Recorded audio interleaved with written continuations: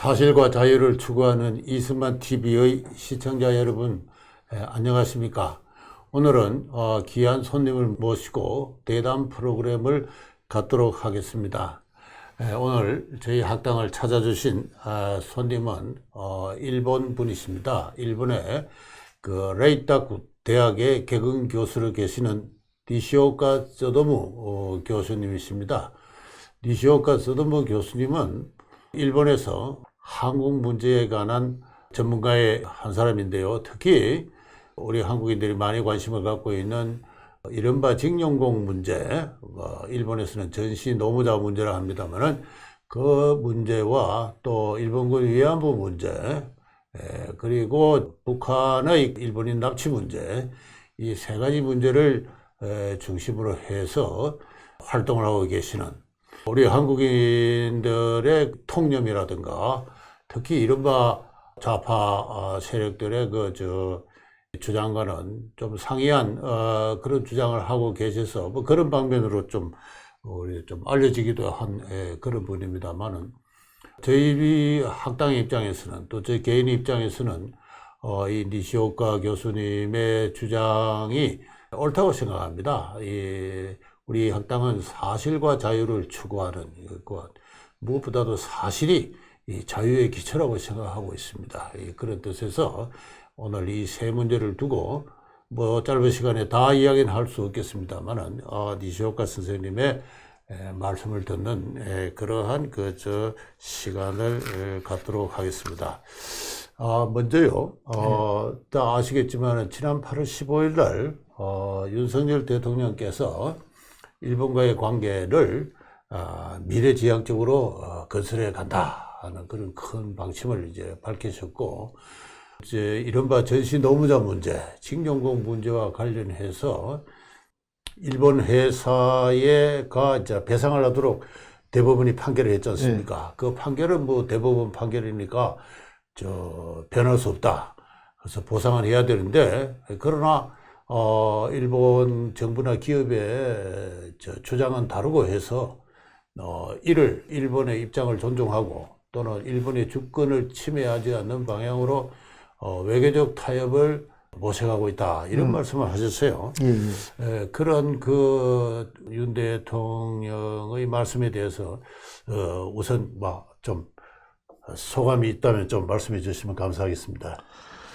그러니까 그 말씀 자체에 대해서는 근본적으로 평가할 수가 있는데 구체적인 안이 없어서 그러니까 지금 현재 일본 기업의 사유재산권이 침해를 지금 다 하고 있고 그거를 경금화되면은 일본 정부가 한국에 대해서 제재를 한다. 그런 준비를 하고 있습니다. 근데 지금 말씀하신 대로 대법원 판결이 나왔다는 건 사실입니까? 근데 그 국제법적으로는 어떤 재판소도 그 조약의 구속을 받는다. 그렇습니다. 그렇게 되어 있습니다. 근데 각 나라의 재판소가 조약을 위반하는 판결을 마음대로 할 수 있다면 외교 관계가 성립될 수가 없지 않습니까? 저도 그렇게 생각합니다. 그런 입장에서 일본에서는 이것은 외교 문제가 아니다. 한국이 국제법 위반을 하고 있다. 특히 한국의 대법원이 국제법 위반을 하고 있다. 그거를 한국 정부가 책임져서 처리해 주시기 바란다, 이라는 입장입니다. 근데 일본의 주권을 지키는 방향으로 해결하겠다, 이라는 말씀은 우리한테 긍정적으로 평가할 수 있지만은 그렇다고 해서 대법원 판결을 부정하지 않았기 때문에 그럼 어떤 방법으로 우리 일본 기업의 사유권 그리고 일본 국의 주권을 지키겠다고 하는 것인가? 일본과 한국의 관계 기초인 기본조약 그리고 경제협력 협정을 지키겠다고 하시는 건지 그 제안이 없어서 그것을 일본 우리한테 가르쳐주지 않으면은 안심할 수는 없다. 그런 입장입니다. 뭐 확인된 바는 없지만은 한국 정부가 뭐 기금을 마련한다든가 또는 정부가 일본 기업이나 일본 정부를 대신해서 그 대법원에 의해서 보상 판결을 받은 사람들에게 먼저 보상금을 지급한다 하는 이제 그러한 이야기가 들리고 있습니다. 뭐 대위 변제한다. 예. 그리고 나중에 뭐 일본 기업이나 정부에 대해서 청구를 한다. 뭐 그런 이야기가 저는 신문에서 본 적이 있는데 저는 뭐 우선 그것이 대법원 판결에 준하는 것인지 그런 의문이 하나 들고 그다음에 두 번째는 확실히 모르겠습니다만 이외에도 많은 소송이 진행되고 있는 걸로 알고 있는데 이것이 선례가 되면은 그 모든 소송의 관계자들 뭐 총 몇 명인지 모르겠습니다만은 다 그렇게 한국 정부가 지불하게 되면은 이건 또 하나의 큰 문제가 발생하게 되어서 어려울 것이라는 생각이 되는데 관련 전문가시니까 좀 현재 몇 건의 소송이 진행되고 있고 한국 정부가 대신 지불하게 되면은 어떤 문제가 발생하게 될 것인지에 대해서까지 좀 제가 이런 걸 묻는 건 조금 실례 같습니다만 한국인으로서 자세하게 연구한 바가 아는 바가 없어서 제가 좀 물어보겠습니다. 제가 이번에 미쓰비시 증권업의 재산을 현금화한다 이라는 일이 있어서 그래서 그 부분에 대해서 좀 조사를 했습니다. 아, 그렇습니까? 예. 그랬더니 2018년 10월까지로 해서 예. 그 대법원 판결 난 걸 포함해서 예. 16건 재판이 있었습니다. 아이고, 지금 그러니까 그 중에 판결이 난 게 세 건이고. 아, 예. 그리고 그 대법원 판결이 나니까 이길 수 있다. 아, 예. 하자고 해서 민병이라든지 예. 또 지원단체들이 민변, 민주사회를 위한 뭐 변호사 모임, 예. 그리고 서울에서 민족문제연구소 같은 사람들이 지원단체를 만들어서 예. 원고 모집 같은 걸 하고 설명회 하고 그렇습니까? 예. 52건을 추가로 했어요. 그래서 합해서 68건이 됩니다. 그러니까 2018년에 대법원의 판결이 나니까 추가로 소송된 게 52건이고 지금 모두 68건이 진행 중이다. 관련 인원은 모두 몇 명 됩니까? 그러니까 58건 합해서 원고 수가 제가 조사한 거에 의하면은 총 287명입니다. 1287명. 예. 그럼 만약에 정부가 우선 이미 판결이 난 그 몇 분들한테 1억 원씩의 배상을 하게 되면은 나머지 분들에게도 결과적으로 다 배상을 해줘야 된다는 그 논리가 성립할 수 있겠네요. 그렇게 되죠. 그런데 문제는 재판을 안 하고 있는 사람도 있지 않습니까? 예. 그래도 한국 정부가 인정한 그 전시 노동자 수가 20만 명입니다. 그 노무현 정부 때. 그 사람들은 우리가 재판을 안 했다고 해서 왜 안 해주는 거야? 특히 그런 문제가 있어요. 지금 그 민사소송을 제기할 수 있는 사람들은 전쟁 전에 있었던 회사가 아직까지 살아있는 회사입니다. 개수입니다. 근데 망한 회사가 많아요. 지금 그 현존의 회사가 없을 때는 그 민사소송을 일으킬 수가 없지 않습니까? 그렇습니다. 그리고 진병, 뭐 특히 변사를 간 사람들 그런 사람들이 그 제일 피해가 컸어요. 그런데 그 민사소송을 한다면 일본 정부 사람들이 해야 되잖아요. 그럼 직권 면제라는 그 벽이 있어서 할 수가 없게 돼 있어요.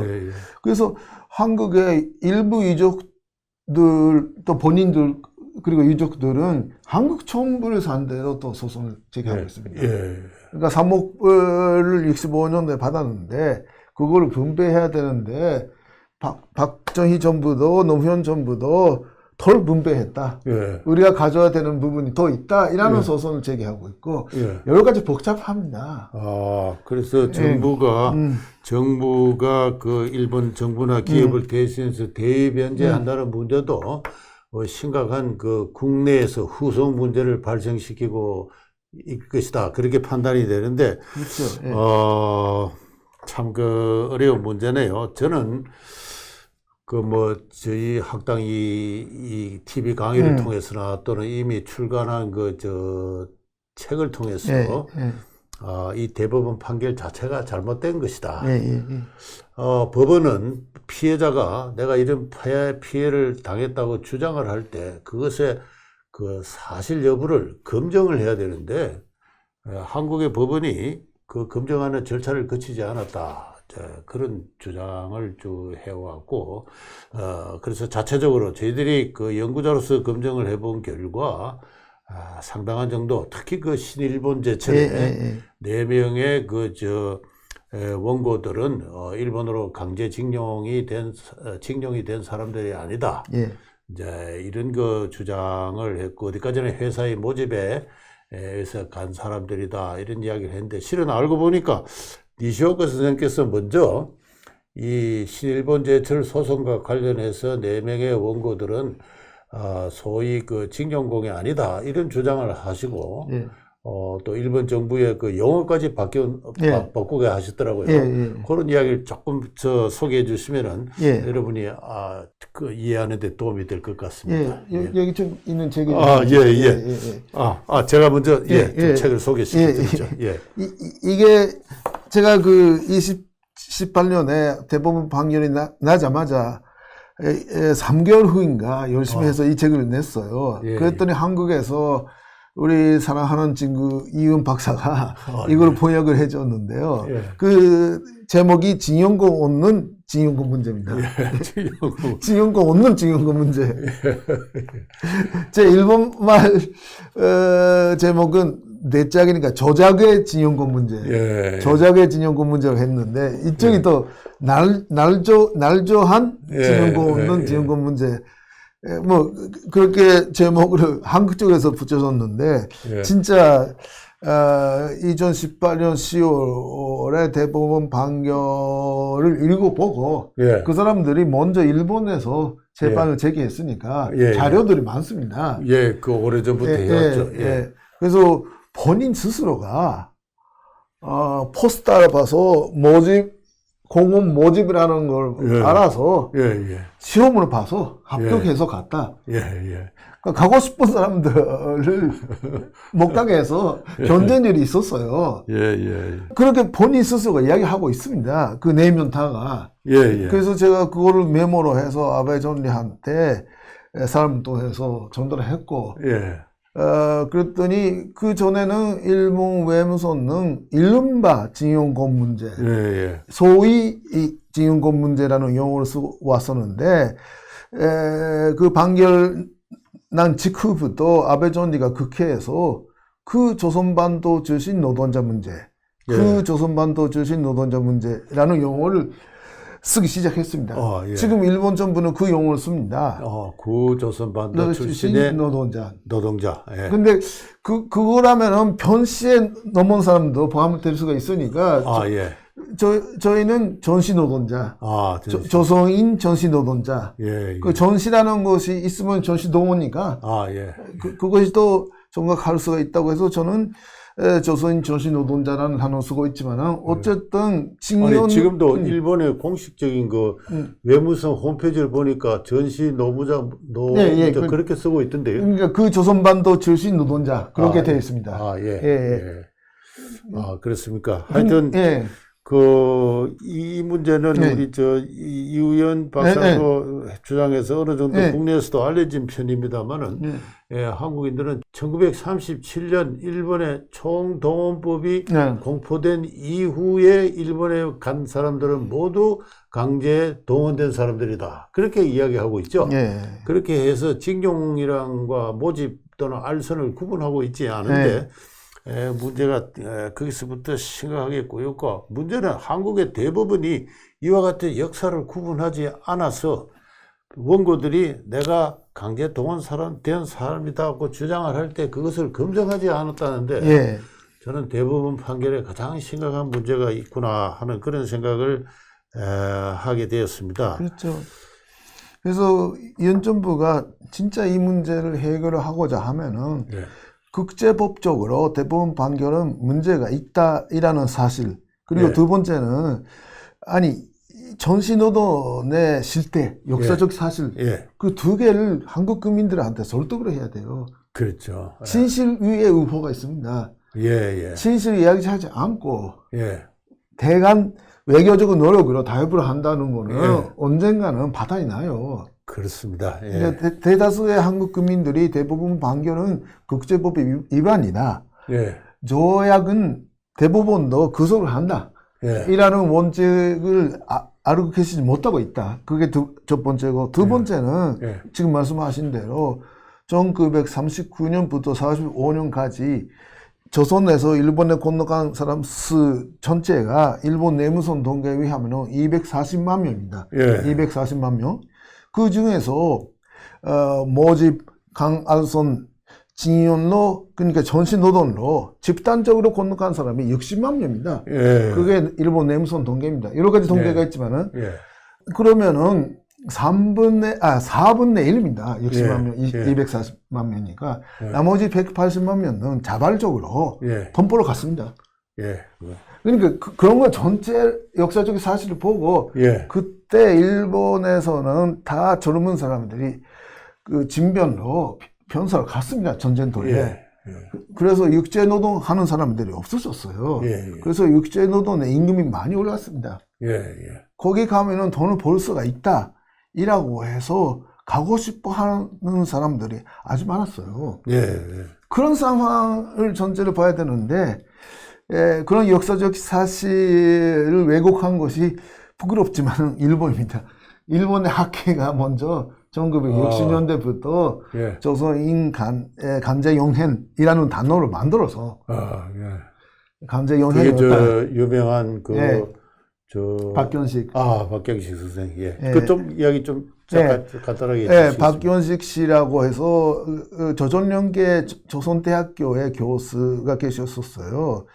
1965년도에 한일 국교 정상화 반대 운동을 하는 과정에서 반대 운동에 이용하기로 해서 조사를 한 거를 한꺼번에 모아서 책을 냈습니다.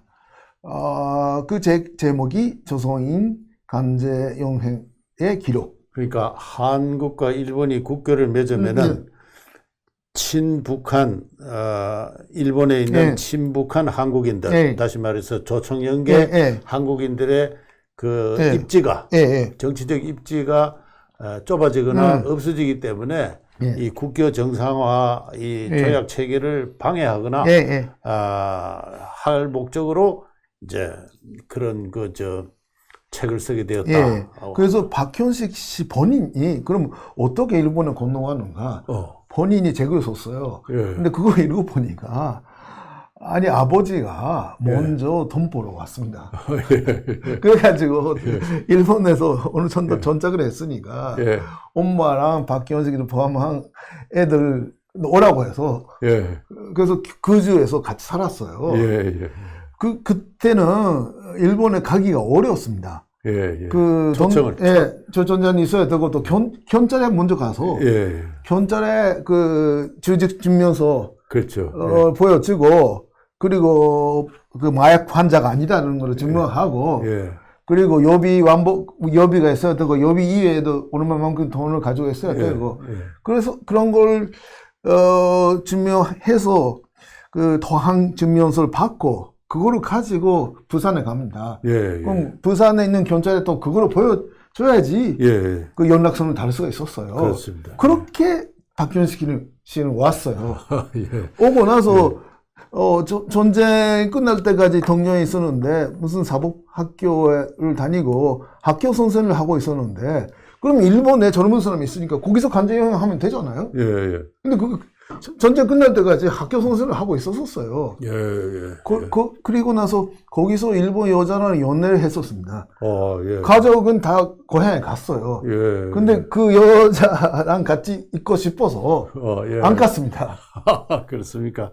그 자발적으로 가족으로 온 사람이 그리고 안 간 것도 뭐 그 연애 때문에 안 가서 근데 그때 일본에 그 학교 다녔으니까 좀 인텔이라서 사회주의 사상을 좀 물먹어가지고 조선연에 가입해서 학교 선생을 하고 있었으니까 조선연계 학교 선생이 되고 그리고 나서 대학 선생이 됐습니다. 그러니까 간제요원이 나면 본인이 간제요원이 피해자라면 그런 책을 쓸 수가 있지만은 그 사람이 이렇게 고백을 했어요. 조선인 간제용행이라는 거는 개념 자체를 자기가 몰랐다. 중국인 간제용행 조사를 화교들이 하고 있는 걸 보고 그 사무실을 많이 다녀서 방법을 배웠다. 그러니까 진짜 눈앞에서 관자용이 있으면은 무슨 중국인부터 배울 필요도 없지 않습니까? 예, 예. 그러니까 모르고 있었어요 그때는. 그 사람의 생활에는 관자용이라는 거 없었습니다. 근데 그 뒤로는 이제 강제 연행설이 이제 확 퍼지고 하니까 끝까지 그것을 이제 고집을 하다가 그게 대가가 돼가지고 그 제자들이 지금 동경대학이 돼 있고 도노무라 교수죠. 그런 사람들이 일본의 학교를 지배하고 있습니다. 아, 예. 아까 한국의 대법원 판결은 국제법 위반이다. 이제 그거는 저는 1965년에 양국이 국교를 정상화하면서 맺은 기본 조약 그리고 부속 협정에 의하면은 일본이 제공한 무상 3억 달러의 자금과 또는 유상 2억 달러의 차관, 이른바 한국에서는 그걸 청구권 자금이라고 부릅니다만 일본에는 그렇게 부르지는 않는데 이것으로 그 양국 간의 민사 간의 그 채권 채무 관계는 이제 다 청산하는 걸로 그렇게 약속을 했고 완전히 재정적으로 최종적으로 했고 또 그렇게 제안을 한 것이 또 한국 측입니다. 그렇습니다. 제가 지적하고 싶은 것은 그러한 입장은 노무현 정부 때까지도 한국 정부가 계속 확인을 했다는 겁니다. 그렇습니다. 노무현 정부도 과거사 청산 작업을 하면서 일본 정부와의 채권, 채무, 서로 청구권의 관계는 65년도에 청산이 되었고 그 양국 간의 협정을 대해서 청산이 되었다는 입장을 확인을 했습니다. 그 3억 달러 안에 그 돈이 다 들어가 있다.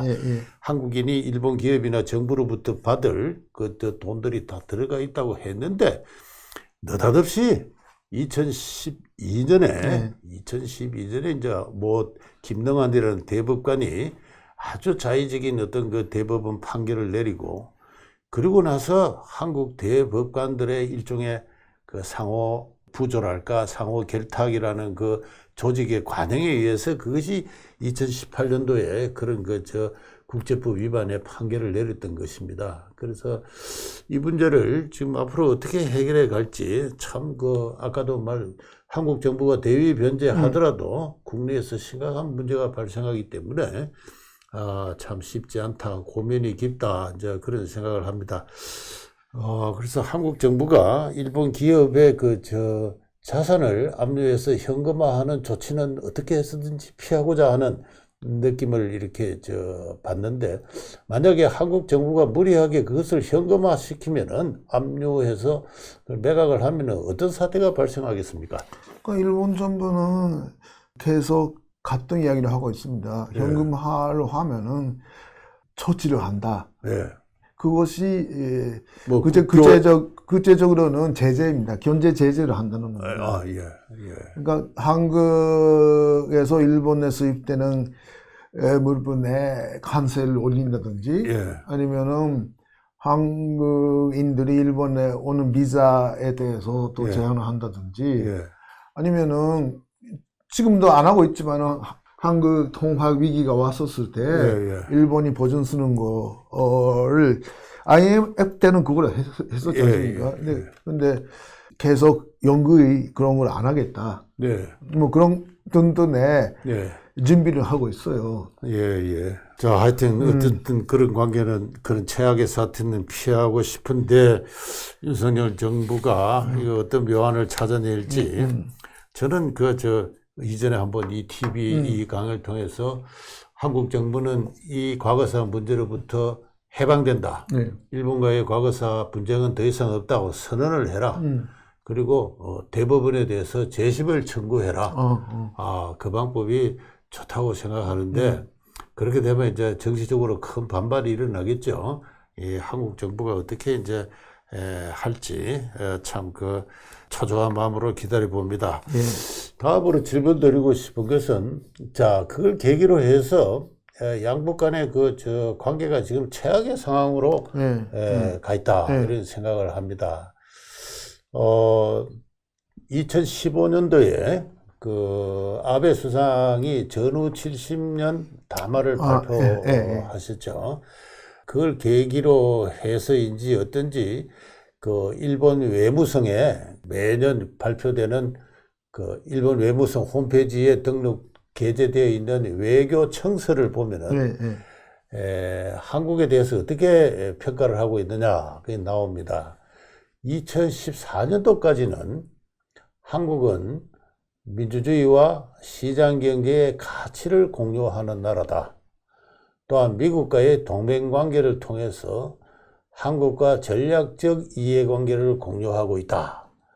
그렇게 이야기했어요. 굉장히 높이 평가를 하다가 2015년부터 평가가 바뀌기 시작해가지고 원래 2022년 외교청서의 그 한국 관련 그 부분을 보니까 한국은 매우 중요한 이웃 국가다. 그렇게만 딱 되어 있습니다. 예. 그래서 뭔가 이 한국에 대해서 대단히 그 차가운 시선을 일본 정부가 갖게 되었다. 이렇게 생각을 합니다. 이 대법원 판결이 난 것은 2018년이니까 그러나 변화는 그 전부터 시작이 됐는데 그간에 어떠한 사정이 있었는지 현재 일본 정부가 한국의 방침은 어떠한 것인지 또 나아가서 일본 시민들, 국민들의 한국 인식은 어떠한 것인지 좀 말씀해 주시면 감사하겠습니다. 2015년 라면 박근혜 정부 때지 않습니까? 문 정부 때가 아닙니다. 예. 그때 무슨 일이 있었느냐 하면은 일본 산케신문에 서울 특파원 가토 씨가 박근혜 대통령에 대해서 기사를 하나 썼어요. 그것이 형사 고발돼서 그 명예훼손으로 형사 고발. 형사 고발됐는데 검찰이 그걸 입건했습니다. 기소가 됐어요. 그러니까 외국인 기자가 외국의 매체에 물론 그 나라 대통령에 대해서 비판적인 기사를 썼지만은 그거를 가지고 형사사건화한다. 그거는 있을 수 없는 것이다. 그러니까 자유라는 가치, 법치라는 가치를 공유하고 있다고 할 수가 없다. 그래서 그 사건을 계기로 해서 가치 공유 부분이 삭제됐습니다. 그러면 한국은 일본과 같은 자유민주주의의 나라가 아니다. 아닌 것 같다. 그런 뜻이 포함되어 있죠. 그렇죠. 그러니까 언론의 자유라는 것이 민주국가에서 기본 중에 기본이지 않습니까? 아베 총리도 그렇지만은 미국 대통령도 욕을 많이 먹잖아요. 전체 있는 욕을 먹는 거지. 일이죠. 정치가는 욕 먹는 직업이죠.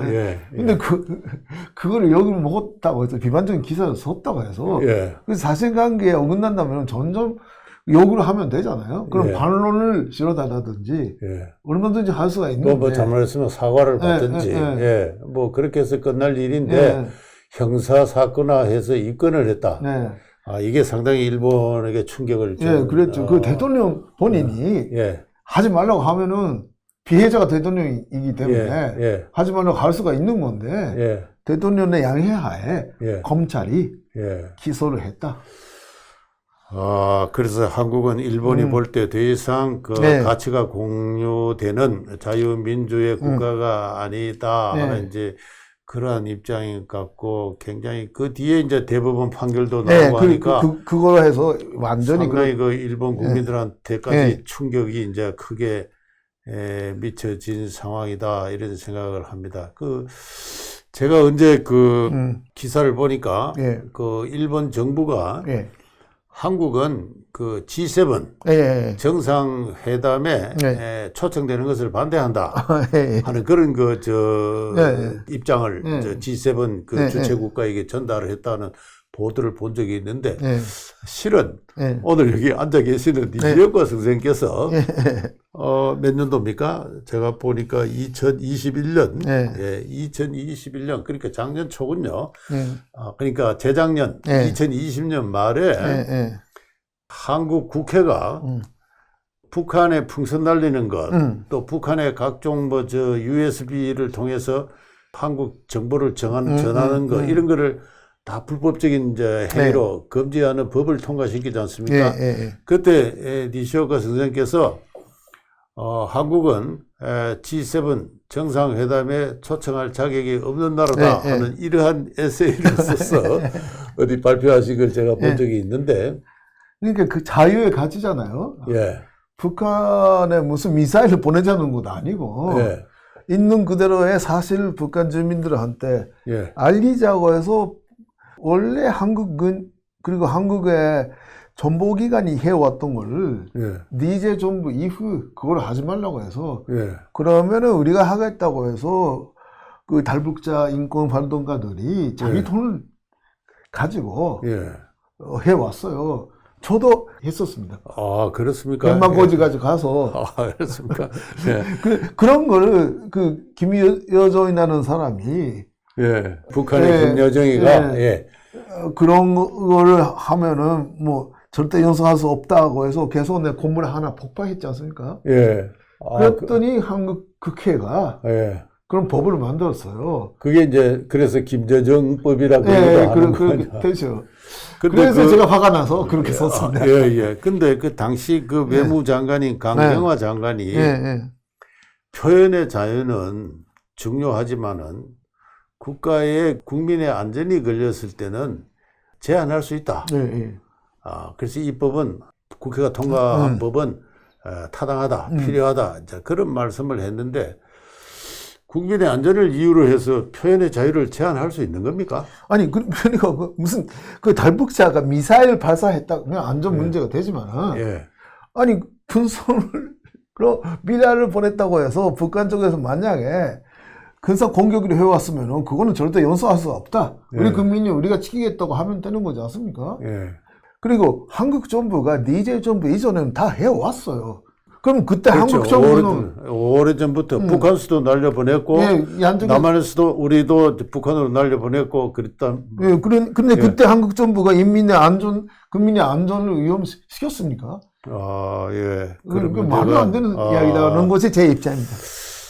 그래서 표현의 자유를 인위적으로 네. 그 국민의 안전을 명분으로 해서 제한을 할 수 있고 그것이 국회에서 법률로 통과가 되고 네. 지금도 아마 그 법률에 따라서 예. 북한 인권 문제를 위해서 활동하는 사람들에 대한 제재가 가해지고 예. 얼마 전에 테러 사건까지 발생한 걸로 예. 그 예. 박상학 이라는 분이 새 파이프로. 파이프로 공격을 당해서 이제 뭐 심각하면 이제 목숨까지 예. 위태로운 상황이었는데 다행히 이제 팔만 이제 거의 부러지고 했는데도 그게 국내 언론에서는 지금 자세하게 보도도 안 하고 있고 예. 예. 한마디로 말해서 저는 한국의 인권 의식은 대단히 취약하다. 예. 예. 그래서 일본에서 한국을 자유 인권의 국가라고 아니다라고 평가하는 것은 우리가 좀 다소 반성할 틈이 없지 않다 이렇게 생각합니다. 예.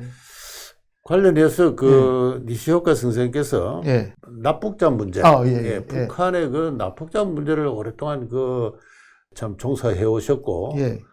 또 그 북한으로 납치된 사람을 구출하는 회, 예. 일본의 그 예. 구출하는 회 회장도 역임하고 계시는데 예. 총 몇 명이 납치가 되었으며 예. 지금 북한에 생존하시는 하고 있는 그 피납자는 몇 명이며 그들이 일본으로 송환되어 올 가능성은 어는지 일본 정부의 입장은 또 어떤지 뭐 이런 걸 한번 좀 말씀해 주시겠습니까? 그 일본 정부가 지금 인정하고 있는 납치 피해자는 17명입니다. 17명. 예. 예. 그 중에서 5명은 귀국했습니다. 아, 귀국했습니까? 예. 그 고이즈미 전디가 북한 방문했을 때. 예. 그래서 나머지 12명입니다. 예. 12명 중에는 제일 유명한 요코다 메구미 씨도 요코다 메구미 씨도 메구미 씨. 예. 포함되어 있는데 그런데 그 위에도 납치됐을 가능성이 있는 사람들이 많습니다.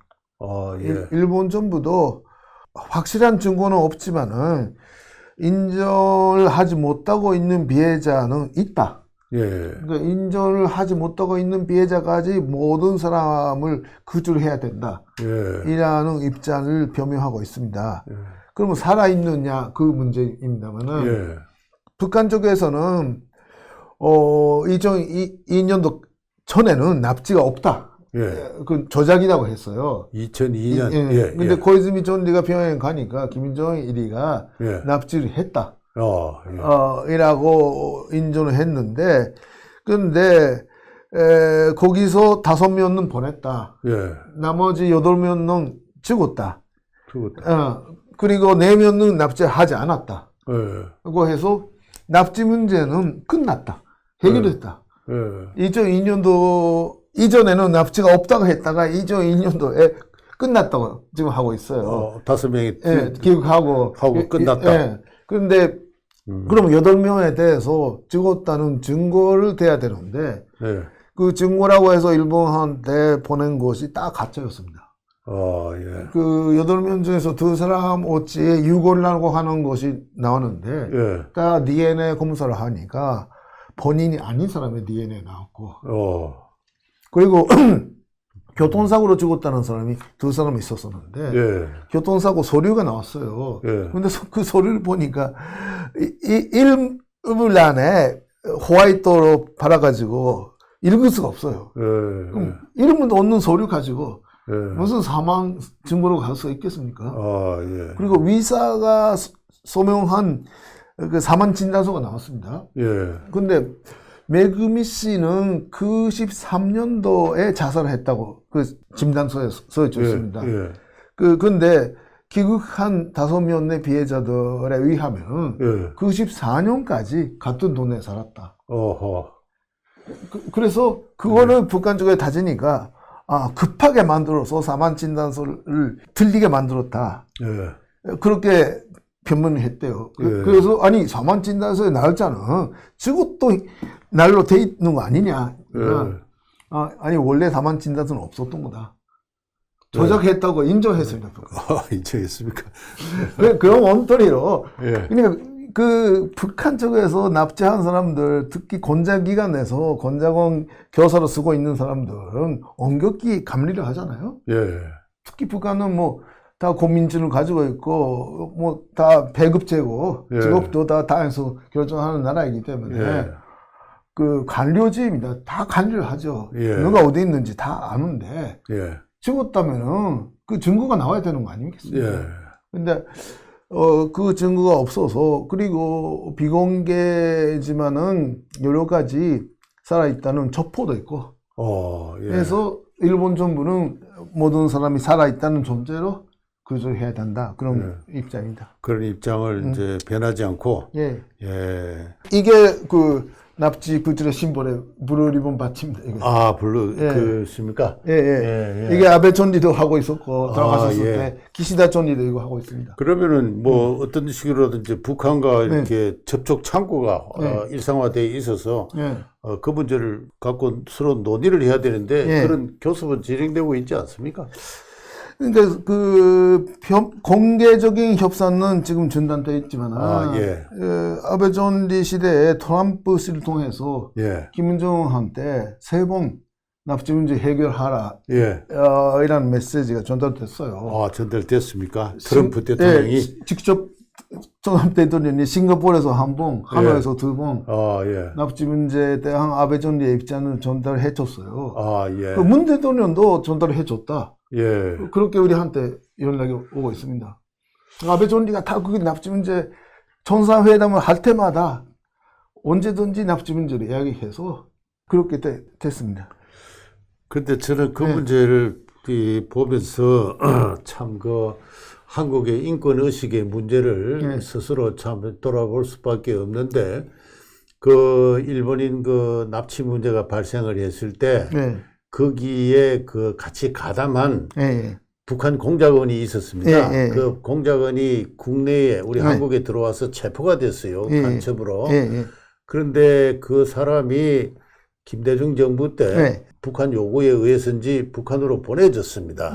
보내졌는데 다시 말해서 그 사람을 치조를 하게 되면은 납치 사건에 대한 객관적인 증거를 좀 더 보다 확실하게 얻을 수 있는데도 북한으로 보내는 걸 보고 참 개인적으로 참 슬펐습니다. 이 한국 정부에 그래도 김대중 대통령 하면은 민권 운동가, 민주화 운동가 아닙니까? 그런 분이 대단히 중요한 납치 문제에 대한 중요한 정인을 북한으로 보내버렸다는 데 사실에서 참 굉장히 슬프게 느꼈습니다. 혹시 그 사건에 대해서는 알고 계십니까? 심강수라는 사람인데요. 심강수. 85년도에 여기서 체포가 됐죠. 그 전에 1980년에 권작선을 타고 일본에 상륙해서 그 오사카 지반에 있는 중국집에서 요리사를 하고 있었던 하라 타다aki 씨를 납치했어요. 아, 납치를, 예. 네. 그래가지고 권작선으로 다시 북한에 가서 하라 씨부터 하라 씨의 진척 관계, 뭐 요리하는 법 다 배워가지고 예. 혼자 다시 일본에 사니까 해와가지고 예. 하라 씨 이름으로 여권을 따고 하라 씨의 신분을 완전히 이제 자기 신분을 했습니다. 아, 그렇습니까? 그 여권을 가지고 예. 한국에 들어갔어요. 아, 예. 근데 그 사람랑 관계가 있는 한국군 내의 간첩 조직이 예. 여기 공안기관에 의해서 적발돼 있어서 예. 신간수가 오니까 거기 공항에서 체포했습니다. 아, 예. 근데 신간수를 체포하다 보니까 그 사람이 가지고 있었던 요건이 진짜 일본 요건이었고 예. 위조한 것이 아니라 예. 하라 타다aki 씨의 요건이었고 그래서 예. 일본군 내에서 하라 타다aki 씨를 찾아보니까 없어요. 예. 그래서 본인이 그 사람을 납치했다고 자백까지 했고 아, 그래. 그런데 그 사람이 하라 씨뿐만 아니라 귀국한 시무라 씨 부부도 납치했고 예. 그리고 또 요코타 메구미 씨도 그 신간수가 납치했을 가능성이 커요. 예. 그런 사람을 2000년도에 김대중 정부가 북한에 보내겠다니까 우리는 동료에 있는 한국 대사관에 하인 방문까지 했습니다. 아, 그렇습니까? 보내지 말아라. 과연 김대중 대통령은 노벨 평화상까지 받으신 그 참 민주주의와 인권을 위해서 참 투쟁을 하신 분인데 참 납득하기 힘든 그러한 선택을 하셨습니다. 근데 그것만이 아니고 한국인 자체로서 북한에 억류되어 있는 사람들이 많습니다. 많습니다. 수많은 사람들이 있고 6.25 전쟁 때 한국 전쟁 때 포로로 된 사람으로부터 시작해서 이후에 수많은 사람이 있는데 한국 정부는 한 번도 진지하게 그 문제에 대해서 북한에 대해서 요구를 하거나 협상을 제기한 적이 없습니다. 그러니까 한국 전쟁 때 납치된 민간인이 10만 명 정도 있습니다. 국군포로하고 따로 민간인이 납치됐습니다. 그리고 휴전 후에 약 500명이 납치되었습니다. 예. 그 가족들이 있어요. 우리랑 같이 운동을 하는데 같이 운동하고 있습니까? 그 가족들이 신간수를 북한에 보낼 때 판문점에 가서 반대를 했어요. 보내지 말아라. 일본인 납치 본인을 보내지 말아라. 그런 운동까지 해주었습니다. 근데 한국 언론이 그걸 전혀 보도하지 않았었어요. 그렇죠. 그래서 저는 이 한국 국민으로서 참 나라를 사랑하는 국민의 한 사람입니다만 과연 우리나라가 인권, 그 천부의 권리로서 누구도 박탈할 수 없는 인권을 소중하게 여기는 그러한 나라인지 이 나라가 건국이 될 때 초대 대통령 이승만 대통령께서는 이 새롭게 태어난 나라는 개인의 근본적인 자유를 보호하는 나라입니다. 그렇게 이야기했습니다. 그 근본적이란 말은 이제 천부적이다. 천부적이다. 하늘이 준 누구도 뺏을 수 없는 권리다. 그래서 힘을 다해서 사상과 집회와 결사와 언론의 자유를 보호해야 됩니다. 그렇게 이야기했거든요. 근데 과연 그 뒤에 70년이 지난 오늘날 이 대한민국이 개인의 근본적인 자유를 보호하기 위해서 존재하는 나라인가? 그리고 한국의 언론은 스스로 언론의 자유를 위해서 투쟁할 수 있는 그러한 자세가 되어 있는 그러한 언론인가? 왜 일본인 납북자 문제에 대해서는 그렇게 한마디도 이야기를 하지 않고 또 북한에 납치된, 억류된 우리 한국 국적의 한국인에 대해서는 그토록 무관심하며 북한 인민들의 인권 문제에도 무관심하죠. 북한 인민의 우리 동포의 인권 문제에 대해서도 그토록 무관심한가? 정부가 표현의 자유는 제한될 수 있다고 했을 때 왜 한국의 언론은 침묵하는가? 여러 가지 참 어불이 복잡하게 많이 들고 있습니다. 참 오랫동안 우리 한국 문제에 대해서 어느 한국인보다도 더 자세한 정보를 갖고 계시고 저도 이야기를 나눌 때마다 많은 것을 새롭게 배우고 있습니다. 그래서 이 한국과 일본의 관계를 어떻게 정상화시킬 것인가, 예전과 같이 참 우호적이고 협력하는 관계로 발전시킬 수 있을까 참 어려운 문제다. 그래서 한국의 스스로가 역사의 굴레, 족쇄, 예. 로부터 이걸 탈출해야 예, 된다 예. 하는 게 제 평소의 생각입니다만은 그런 점에서 또 하나의 큰 장벽이 있죠. 예. 소위 위안부 문제입니다. 예, 예, 예. 이 위안부 문제의 현재 진행 상황은 어떻게 되어 있습니까? 그 위안부 문제에 대해서 제가 썼던 이 책이 알기 쉬운 위안부 문제라는 책인데 예, 예. 이게 한국말로 번역됐습니다. 그것도 이호연 예, 박사가, 예, 박사가 여러분 이 두 책을 꼭 좀 주목해 주시기 바랍니다. 예, 이 징용공 없는 징용공 문제, 예. 이것이 한 책이고, 예. 그다음에 지금 이제 이야기되는 예, 것이 예. 위안부 문제인데 위안부 문제의 진실. 예. 예. 거기에다가 썼습니다만은 부끄러운 이야기지만 일본 팔입니다. 예. 일본에서 먼저 시작됐어요. 일본에 그 아사히- 납치했다고 주장한 사람.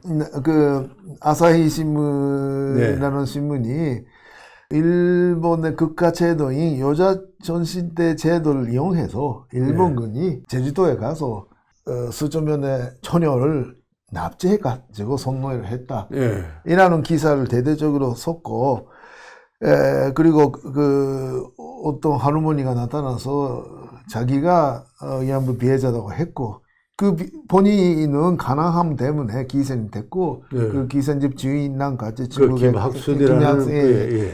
이라고 얘기하고 있었는데, 아사히는 그 김학순 씨가 마침 그 여자 전신대로 간자요행된 사람인 것처럼 기사를 썼어요. 예. 그것부터 시작됐는데, 지금 상황은 그 아사신문이 2014년도에 사죄를 했습니다. 자기들이 오보를 예, 했다. 오보했다. 아, 예. 요시다 세이지라는 제주도에 가서 인간 사냥을 했다 이라고 한 사람의 증언은 믿을 수가 없다. 아사히가 재조사한 결과 그런 사실을 증명할 수가 없었다. 예.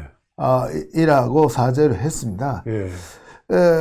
그게 계기가 돼서 분위기가 많이 달라져서 예. 이제 좁은 의미에서의 간접용해는 없었다. 예. 넓은 의미에서의 간접용해라는 거는 또 아사히류의 사람들이 나중에 만들었었는데 유안소의 생활이 노예적이었다. 예. 뭐 그런 건데 어쨌든 자기 의사에 반하여 네.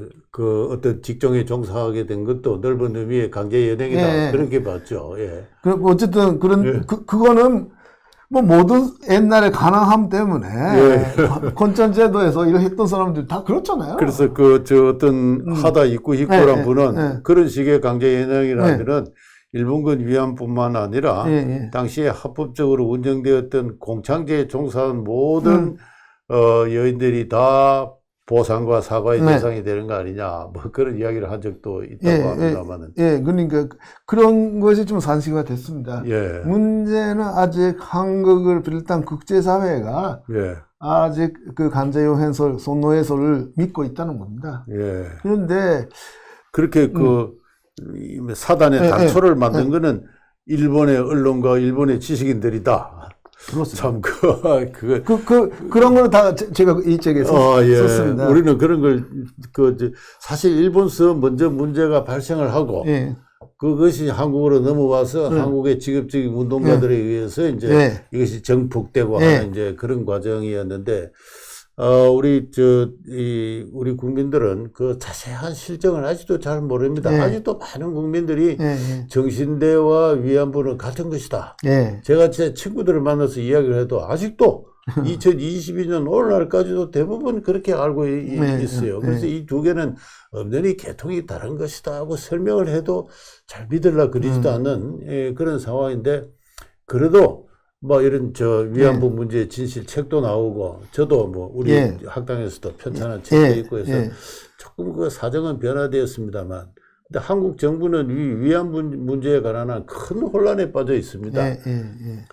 제 기억으로는 그러니까 작년에 위안부 문제에 관한 재판이 두 개가 지방법원에서 있었는데, 한 법원에서는, 법정에서는 위안부들이 소송을, 일본 정부를 상대로 해서 소송을 제기를 했는데, 그 법정은 그 소송을 이제 인정을 해서 일본 정부에 배상 판결을 내렸죠.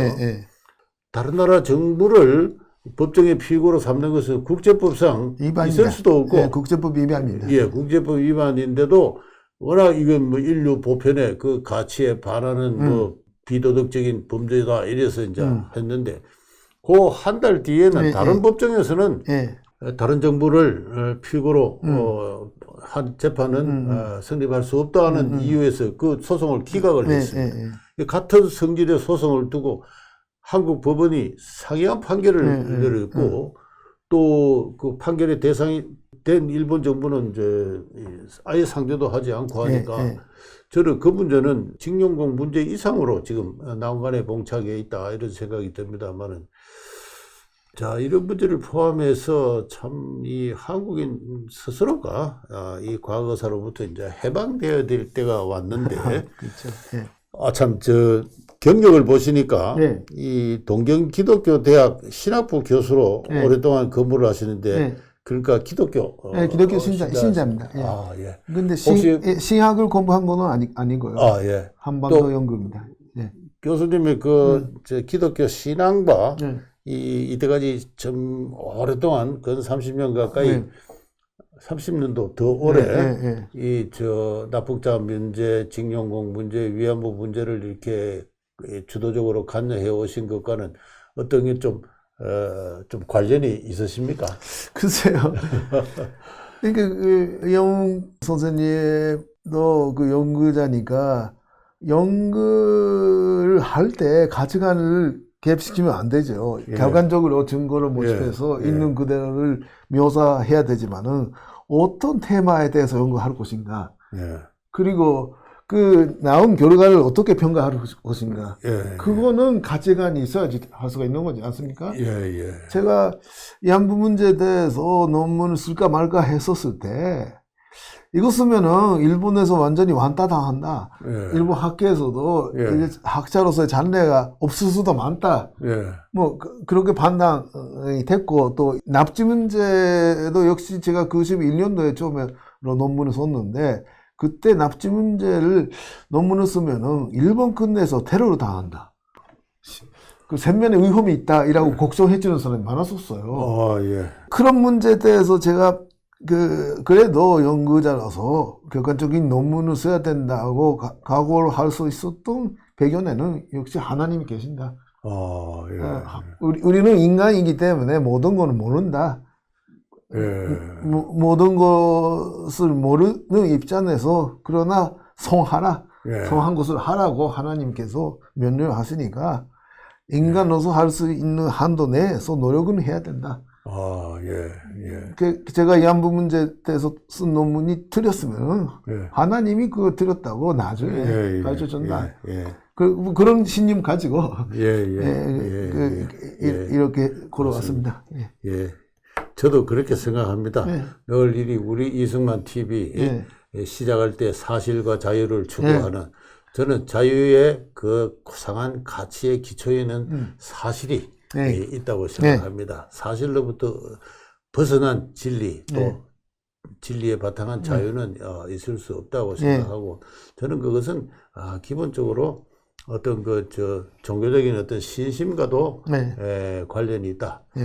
사회과학이나 역사학에 있어서 객관성의 궁극적인 기준은 결국 자기 양심이, 자기 도덕이고, 그래서 여러 칸트도 그런 이야기를 했고, 또 막스 웨버라는 위대한 사회학자도 그런 이야기를 했고, 또 연구를 하다 보면은 당연히 그런 주체적인 선택과 결단을 할 수밖에 없는 때가 많은데, 역시 저는 니시오카 선생님의 지난 30년간의 그 과정을 보면서 저도 마음의 갈등이나 선택을 할 때도 많이 있었다 하는 그런 생각이 듭니다.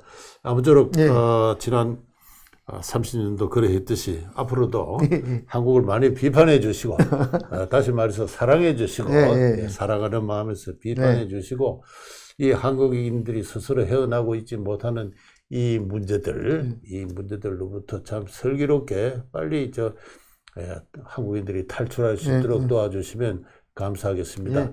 늘 하는 이야기지만은 이 징용공 문제나 이 위안부 문제는 한국인들이 고상한 문명국가를 건설해 나가는 길에 있어서 부딪힌 큰 깊은 함정입니다. 예. 예, 또는 저 악마의 주술과도 같은 것입니다. 예. 그것으로부터 빨리 벗어나야 된다. 예. 예, 그런 이야기를 다시 한번 강조하면서 오늘 바쁘신데도 예. 모처럼 한국을 방문해 주신 그 기간에 틈을 내 주셔서 이렇게 방문해 주셔서 대담까지 해 주셔서 예, 대단히 감사합니다. 감사합니다. 예, 여러분 이 두 책 꼭 좀 기억해 주십시오. 다시 한번 강조하겠습니다. 이 징용공 없는 징용공 문제, 그리고 위안부 문제의 진실, 이 니시오카 선생님이 쓰신 책이 이제 한국어로 번역되어 있으니까 이 두 책을 사서 읽으시고 공부하시고 또 많이 전파해 주시기 바랍니다. 예, 그러면 이상 장시간 감사드립니다. 감사합니다. 예.